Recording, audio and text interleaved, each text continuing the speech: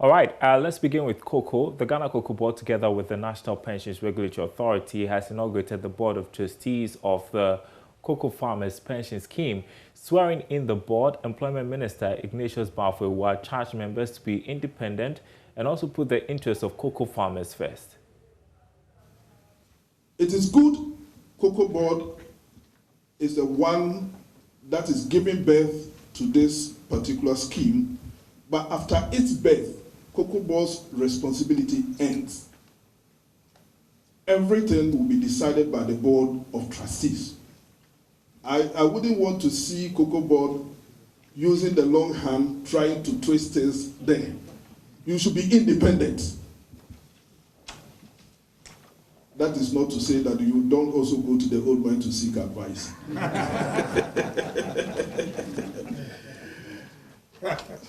I have always found it very difficult and very challenging, sometimes when I'm asked to make recommendations, especially in relation to persons that are going to be given positions of responsibility.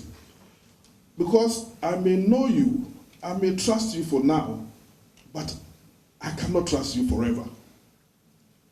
Because under certain circumstances, your behavior may change. So sometimes when I'm asked to make recommendations, I find it difficult doing it. I'm saying so because you may have been recommended by your respective bodies to come and serve on this board.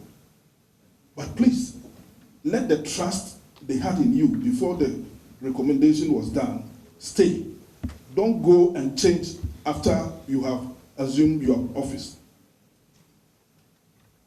I'm saying so because even though I've said that you are supposed to be independent, I don't want a situation where tomorrow we get up and there's a big tug of war between you and the sponsor of the scheme. If anything at all, you should be able to sit down and talk and get the best. I see a very good mix. The second row is made up of men in suits. Now, Deputy Chief Executive of Cocoa Board, Emmanuel Ray Ankwa, disclosed that Cocoa Board will commit 1% of its revenue to the Cocoa Pensions Fund. The thing is, yes, we have made a commitment to pay 1% of every cocoa sold by registered farmers into the scheme. And I'm waiting for the applause.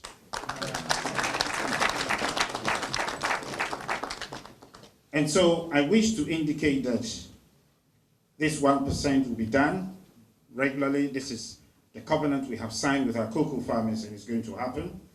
We also have a team of financial experts that have already concluded on the permutations and calculations and have subsequently provided accurate projections which will enable us to prepare a realistic budget for the beneficiaries going forward. We will ensure that the funds are available to be transferred into the contributors' accounts without any hitch. We are going to ensure that.